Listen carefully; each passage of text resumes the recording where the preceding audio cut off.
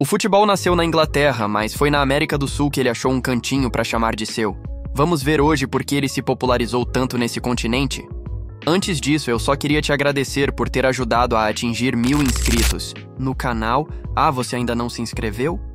Então assista ao vídeo e, se gostar, se inscreva aí e deixe o seu comentário de como podemos melhorar. Agora chega de enrolação.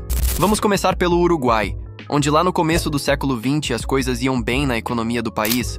Seu presidente, José Pedro Varela, tinha feito reformas sociais e na educação, deixando o país com a melhor qualidade de vida da América do Sul, e esse sucesso econômico e político permitiu que o Uruguai pudesse bancar a primeira edição da Copa do Mundo, não apenas sediar, mas também vencer a Copa daquele ano.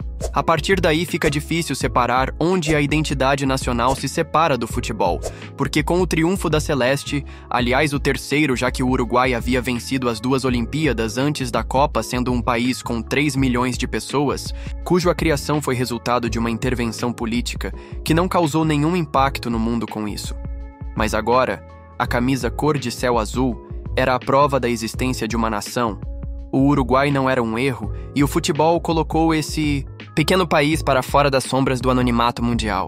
Enquanto o Brasil e a Argentina tinham uma bagagem histórica e cultural muito variada, no Uruguai não tinha, e por isso o futebol se tornou tão importante ainda mais quando em 1950, sob o comando de outro Varela, o capitão Obdúlio levantou a taça de bicampeão mundial diante de um Maracanã com mais de 100 mil pessoas. A frase do treinador Ondino Vieira na Copa de 1966 resume tudo o que eu falei quando ele disse: outros países têm a sua história, mas o Uruguai tem o seu futebol.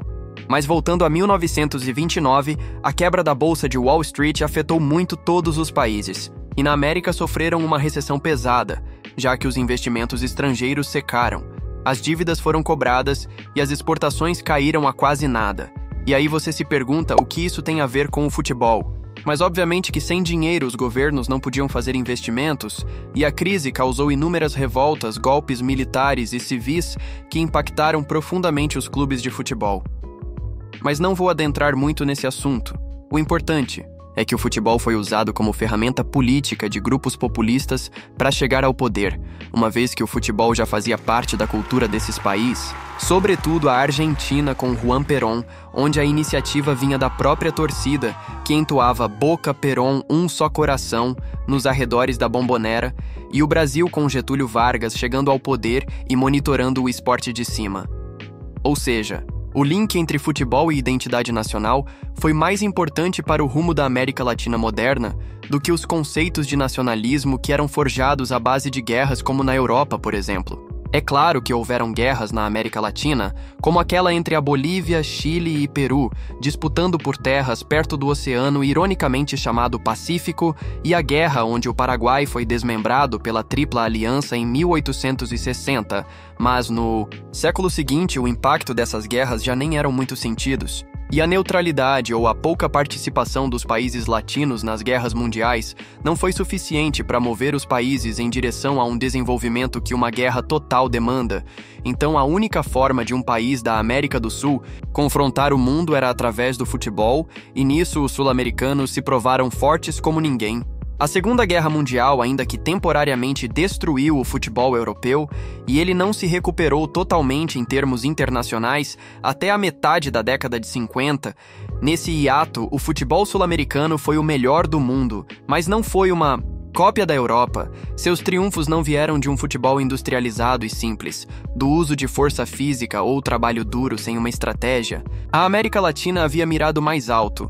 Não era um esporte praticado como negócio, um patrimônio ou uma forma de nepotismo, que eram regra na economia e política no continente, e nenhuma modernização ou desenvolvimento eram capazes de erradicar essa resistência ao esporte pela vitória, mas sim jogar por amor. O culto à eficiência, tão reforçado no futebol europeu, foi severamente combatido aqui. Você acha que a América do Sul acertou ao apostar em um futebol arte? Comenta aí, e se você gostou desse vídeo, por favor, deixa o seu like e compartilha. Nos vemos no próximo vídeo.